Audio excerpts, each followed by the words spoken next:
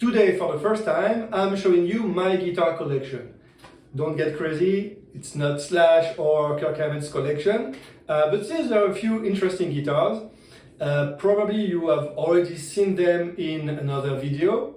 And what I wanted to show you today are the specs of the guitars and also the story behind the guitars. One must give honor to whom honor is due, so let's start with this Jackson Professional Kelly Std. 1995, made in Japan, like all Jackson Professional series. Poplar body, maple neck, rosewood fingerboard, 24 jumbo frets. About the pickups, I swapped the original Jackson pickups for Alnico 2 Pro Seymour Duncan in the neck. This is the unofficial Slash signature before he got his actual signature pickups, and a Dimas tone zone in the bridge. The bridge itself, it's a Floyd Rose by Jackson. I didn't change it, but I did change the arm, and I put a shallower arm so it stays better in place. Years later, I did quite a few changes. I installed a push-pull so I could get the sounds of the split coils. I changed the selector tip with a black one. I thought it was more metal. And very important, the finish on the back of the neck was chipping off because I played it so much, and also it was quite old. This is a 30 years old guitar. So I decided to sand everything in the back around the scarf joint here, and the result is really phenomenal. It's very smooth, very comfortable, so I'm really happy with the changes on that guitar. It's a really pro level guitar. So about the history, this is my first really good guitar. I learned to play on the cheap Strat copy, but this thing was the real deal.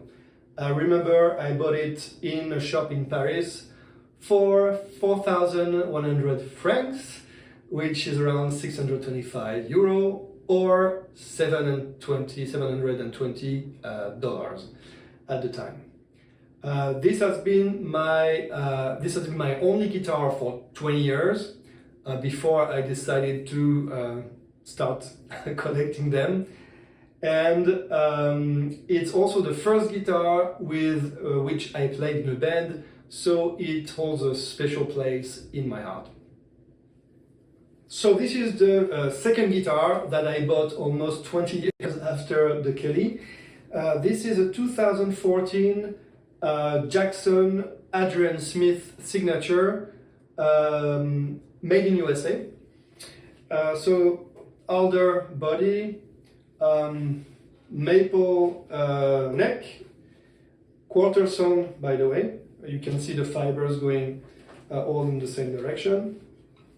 Ebony fingerboard, abalone dot inlays, so really premium instrument. About pickups, these are SCN pickups, Samarium Cobalt noiseless. The bridge pickup is a Dimas Super Distortion, Adrian Smith favorite pickup. The bridge is an original Floyd Rose, and a few interesting characteristics on this one. First of all, you can see the Floyd Rose is top mount, which means it's not recessed inside the body, it's directly flush on the body. The second thing is called a Dimas by Jackson, although it has a pick guard, like what Charvel calls a socal. Anyway. And the third thing, which is kind of a drawback, there's no apparent truss rod adjustment. If I want to adjust the truss rod, I need to remove the neck, like on old Fender guitars. But anyway, the neck is so stable, I had to do it maybe once every 5 years, so it's not a big deal.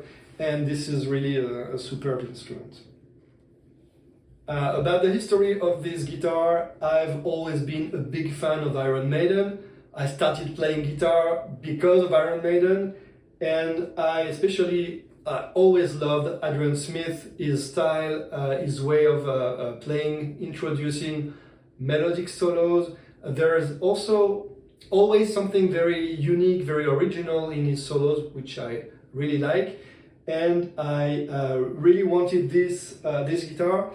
There are two versions of this guitar. This one is called the Snow White, but there's also another version with black pickguard and a maple fingerboard. I got this one with a nice bargain because there was an aesthetic default on one of the pickups. Good for me. Here we are. This is my number one. This is a Charvel Dimas, made in Mexico, 2018.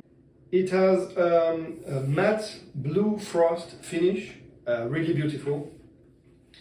With the white pickups, it's just, the look is amazing. Alder body, maple neck, maple fingerboard. When I bought it, it was really white, really white maple. It got a bit, with the sun and the use, it got a bit kind of yellowish, but when I got it, it was really white. It made a nice contrast with the body. For the pickups, we have Seymour Duncan 59 and a JB. The bridge is a Floyd Rose 1000. Very good bridge. 3 positions, a split coil on a coil split on the push-pull on the volume knob, and this is my favorite guitar of all time. Even if it's not the most expensive, it just has perfect neck. I really love playing it. The only thing is, it's not really a sculpted heel joint. You still have the kind of a traditional Fender square heel here. But the good side is you get the plate with the serial number, which is quite cool. So that's really nice. About the history of this guitar, I ordered it and I received it one day before we moved to another country. So it had to be that day, and to get it that day, or I would never get it. So I received it just the day before, and wow, I was really happy. It looks cool, it plays great, the sound is amazing. So yeah, my favorite guitar ever. Another Charvel Dimas, 2017 model. This one is in neon pink, and if you put it in the dark, it will glow in the dark. The neon finish is crazy. It has exactly the same specs as the blue Dimas, except it has this crazy neon pink finish, and it has zebra pickups, which really look cool. The neck is a bit whiter than the blue Dimas, because I got it more recently, and I think it stayed in the case all those years. I didn't change anything about this one. I think the Dimas is like this one are just perfect. The only thing I did is change the strap locks. I put Dunlop strap locks on all my guitars, so I can use the same strap with all of them without any problem. About the history of this guitar, I saw one like this played by Cameron Cooper on his YouTube channel, and I just died. I wanted the same one. Yeah, and it took me 3 years to find this one at a decent price. In the meantime, out of desperation, I bought a Fender HM Strat in pink, a bubblegum pink. But just like a few months after I bought it, I found this one on Reverb, so I bought it anyway, and a few years later I sold the Fender HM Strat. This is a Fender Stratocaster made in Mexico, so the Strat standard before the Player series. So you can see it has 21 frets. it's a really nice guitar. I love the finish, the candy apple red finish. One piece maple neck, so you can see it's the same piece on the neck and the fretboard, and skunk stripe for the truss rod. I literally changed everything on this guitar except the body and the neck. So let's go step by step. First of all, I changed the pickups. I removed the ceramic pickups that come with the Strat, and I put Seymour Duncan pickups SSL1 on the neck and middle position.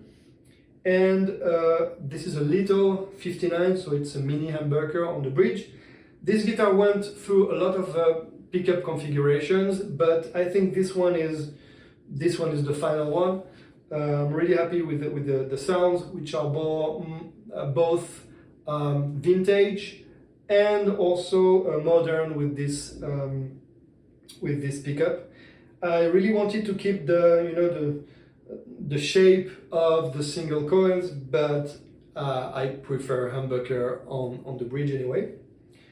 I swapped the white pickguard with a white pearl pickguard, which is really cool.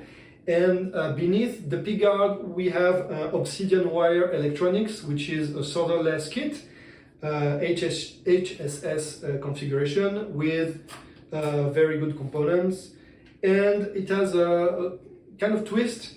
Depending on the position, it will automatically switch from 250K to 500K potentiometer for the humbucker, so really nice trick. I also swapped the bridge. I really wanted a pop-in bar. I hate the screw-in Strat bridge, so this one is a pop-in bridge, really nice, with modern saddles. So this bridge is made by Wilkinson, which was quite hard to find with the 6 screws, but I found this one and I'm really happy with it. I changed the nut myself, and by miracle it sounds perfect, really miracle. And I put there very nice hip shot locking tuners with apparent gear. I don't know if you can see the visible gear mechanism. And even on that, I changed the buttons to really have this, traditional beam buttons, which is my favorite shape with Strat tuners. So all in all, a very nice instrument, which really I tried to pimp as much as I could. About the history of this guitar, in fact, it started with a project. I wanted a guitar that I could experiment and change anything. I wanted to get a good squire and then improve everything, improve the pickups, improve the neck. I rounded the edges of the fingerboard. I wanted to change the tuners and so on. And in the end, I found this one. So an actual real Fender Stratocaster for around $500, so that's a really good bargain, so I jumped on it. And in the end, I use this guitar each time I want a very versatile instrument with vintage sounds, but it also has a really good punchy humbucker, so a really good instrument. Gibson. This is a Gibson Les Paul Studio Session. This is my latest acquisition and the crown jewel of my collection. So it's a 2024 model, made in USA. It has, like all Gibson Les Pauls, mahogany body, maple cap, really big maple cap with this very nice flame top. I hope you can see the cobalt blue burst, really nice. Mahogany set neck, ebony fingerboard, New on the studio this year, the neck is bound. You can see this very nice white binding around the neck, and I think that's the first time Gibson actually does that. About pickups, 57 Classic, 57 Classic Plus, and you have a ton of options, tonal options, with spoil split on each pickup, out of phase and direct output, so really nice guitar. The only thing I changed on this one, and you cannot see it from there, I put Grover locking tuners. They take exactly the same space. The only difference is they are locking. Even the buttons are the same, so from there you don't see it, but it really improves the tuning stability. So about the history of this guitar, I've always been, I thought I was a super Strat player, and in recent years, more and more, I got drawn to Les Pauls. I wanted to, really try it and see by myself what everybody was raving about on the Les Paul. I knew they were heavy. This one is okay. It's not too heavy. I think it's 8.8 pounds, so not too heavy. So I got a few years ago, I got an Epiphone Les Paul 60s, which was really nice, but for some reason I never really bonded with it. But I saw this one on a Gibson video on YouTube, and I think it had everything I wanted. The really nice maple top, ebony fingerboard, the pickups were amazing. Even the smell of the nitro is amazing. So I'm really happy with this one. It plays fantastic. I was really surprised how low the strings were set up when I received it, so low that I needed to take it a bit higher, but really it played like, I don't know, the strings were 1 millimeter from the fingerboard, which is really crazy, and the sustain is amazing. So I was really blown away by the fit and finish, the sound. I think it's Gibson at its best. I didn't have any QA issues with this one. To me, it's just the perfect Les Paul. In fact, it's like a standard Les Paul standard without the binding on the body. But for the rest, it has anything a Les Paul should have, including the sound and the comfort, which, because this is a 60s style neck, slim taper, really easy to play. So another blue guitar. By now I think you know that I can't resist a beautiful blue guitar. This is a PRS CE24 Semi-Hollow. You can see the F-hole here. C24 means it's made in USA, but C24 means it's a bolt-on neck and not a set neck. Mahogany body, beautiful maple flame, maple cap, maple top, maple neck, rosewood fingerboard, 24 frets with the very nice, of course, bird inlays of PRS. You have here locking tuners. About the pickups, these are 85-15 PRS pickups, and they sound absolutely killer. You also have coil split here on the tone knob, 3-position. The very nice PRS bridge. This is an incredibly versatile guitar.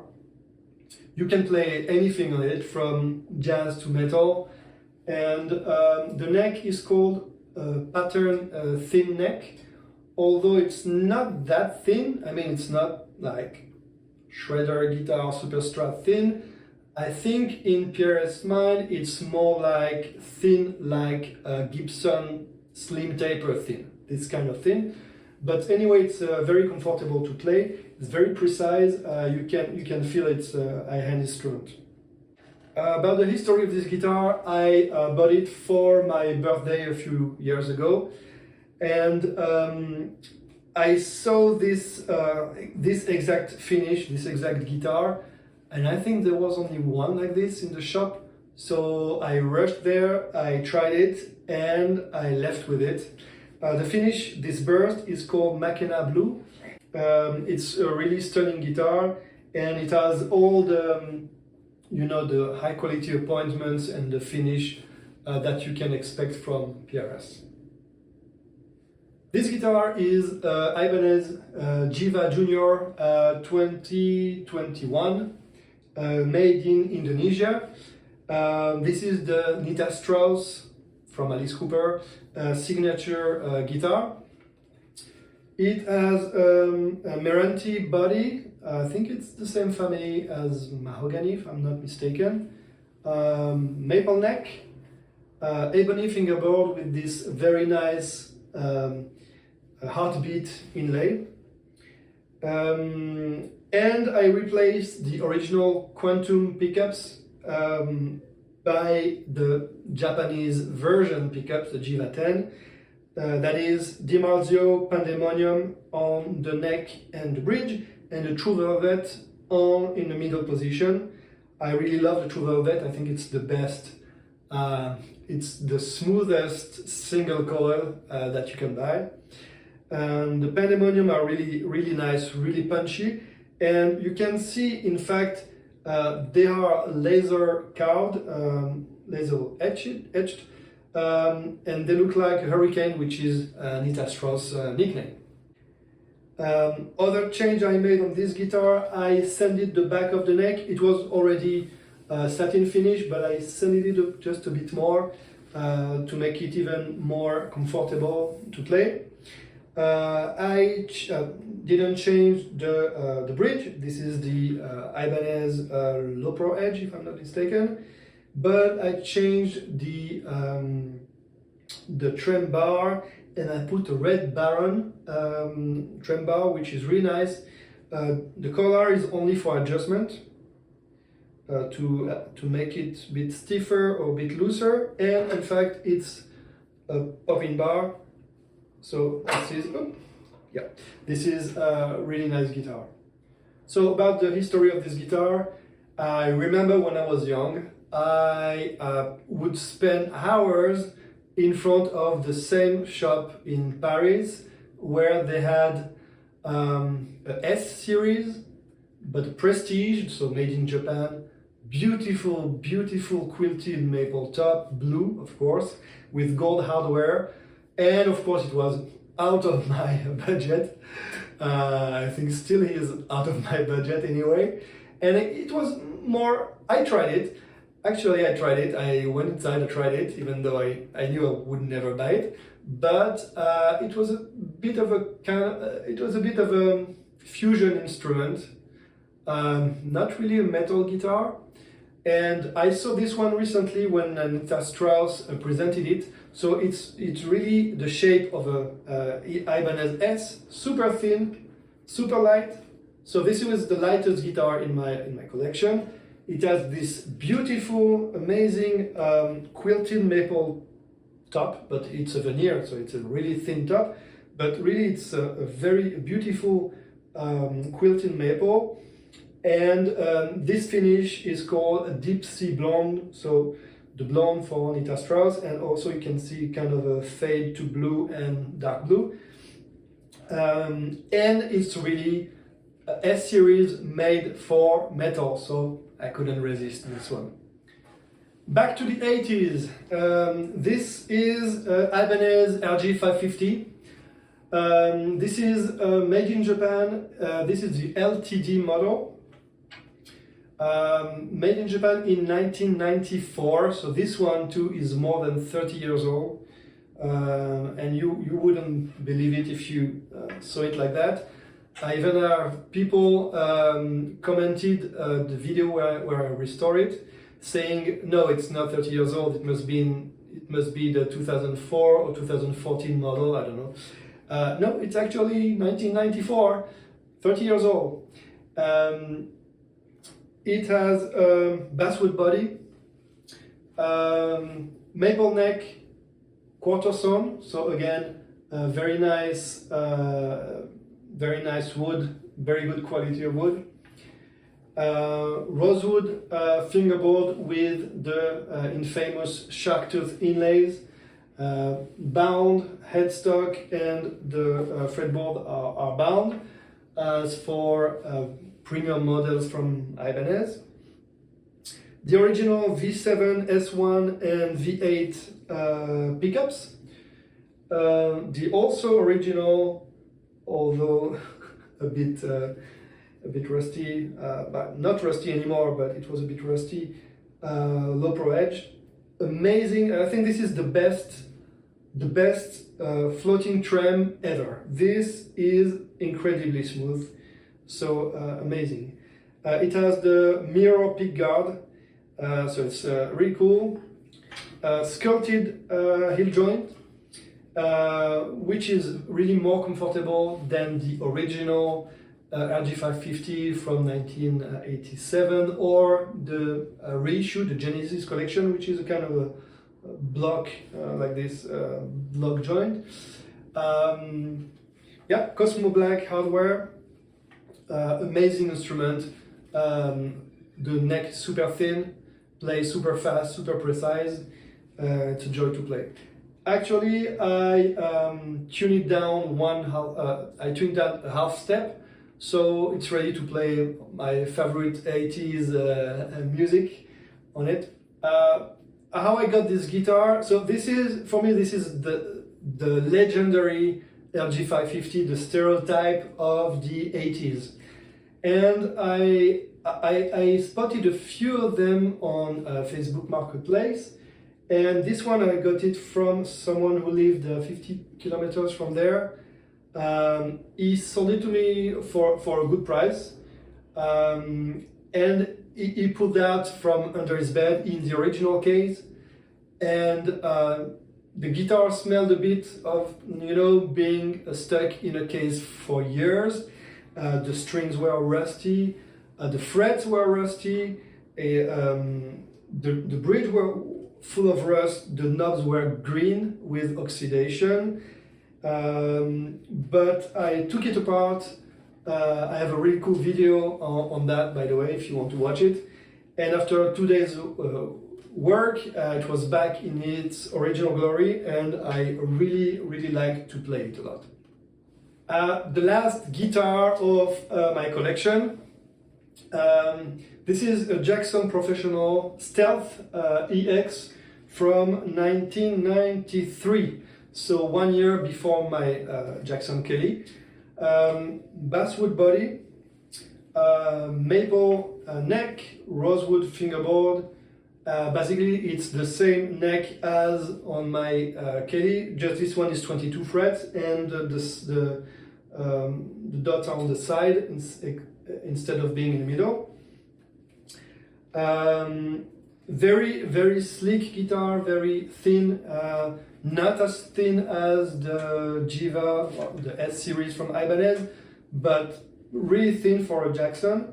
Very nice sculpted here heel, even though there is a kind of a block with a nice metal plate.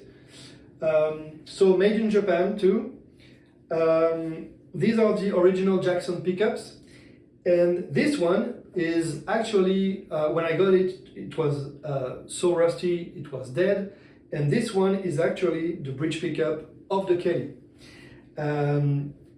Here we have a 5-position selector, original knobs, potentiometers.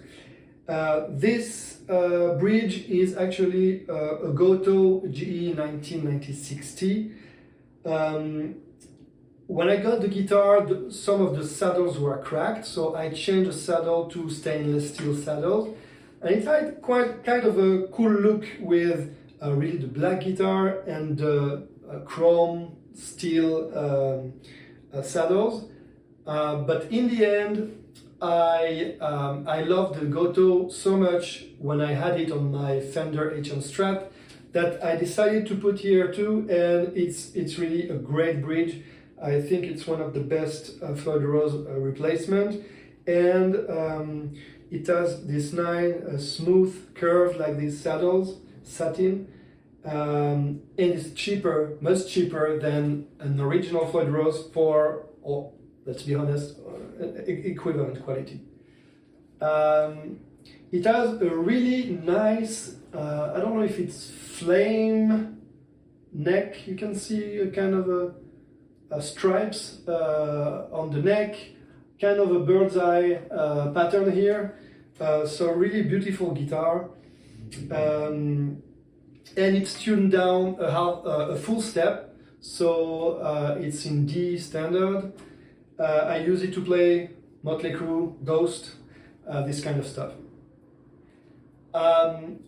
This guitar has the best story of them all. So this guitar belonged to my friend Nico, with whom I played in my first band, where I was playing on my Kelly, he was playing on this one, on this Stealth. A few years later, Nico bought another guitar, an Ibanez with a neck through, really beautiful guitar. And this one was kind of left away in the closet and left to rust. And I told him a few years ago, it's a shame, if you don't play it, just sell it to me. And in fact he said, no, I can just give it to you. And we met at the Hellfest Festival in France in 2023. And true to his word, he gave it to me, and I was really emotional about it, because these two guitars, my Kelly and this one, have such common history. So I always consider this one as my Kelly's evil twin, and I think they have a deep connection, if you believe in that sort of thing. But I think they are the reminder of this era that I really love, where I played in a band with my friends. So these two guitars have a very strong common history. And the last one is not a guitar, it's a bass. So this is Sterling by Music Man Stingray. It's a short scale 30-inch bass. Made in Indonesia. I wanted a short scale because coming from the guitar, it's a bit easier to play.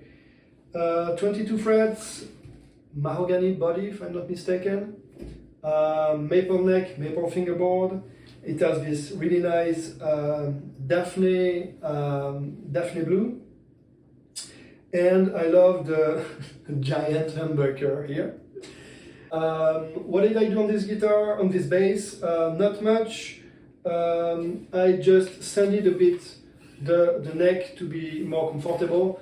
It was already a satin finish anyway, kind of raw wood, but I sanded it a bit more to have it more comfortable. Really nice position to play. And in fact, I learned bass a few years ago, like 15 years ago or 20 years ago, I don't know. I used to play on the Ibanez Sound Gear. That was my first bass, and I really wanted this one. I really like the design. It's very comfortable, and can you believe it? Leo Fender made this design when he left Fender, when Fender was bought by CBS. So he left his company and worked for Music Man, where he designed the shape of the Stingray. So yeah, another brilliant design by Leo Fender. Congrats. So that's it for the 2025 guitar collection show-off. I hope you like the guitars, how I got them, the stories behind them. Currently the collection is quite stable. I only have room for 10 guitars and one bass. So to get another guitar, one guitar has to go. That's the rule. So I hope you will join me for the next adventures, the next acquisitions, the next upgrades of these guitars. And I hope you like the stories, and if you have stories of your guitars you want to share, please share them in the comment. I would be delighted to read them. See you soon!